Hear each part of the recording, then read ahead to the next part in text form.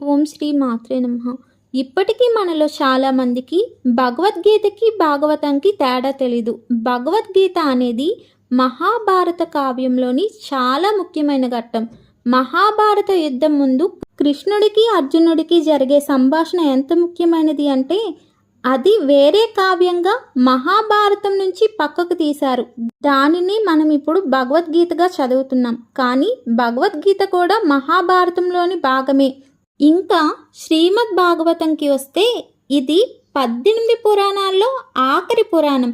దీనిలో కృష్ణుడు చరిత్రతో పాటు విష్ణుమూర్తి కొన్ని అవతారాల గురించి కూడా ఉన్నాయి. ఇంకా ఎన్నో అద్భుతమైన పురాణిక కథలు కూడా ఉన్నాయి. ఇంకా తరతరాలుగా వస్తున్న చరిత్ర కూడా దీనిలో ఉంది.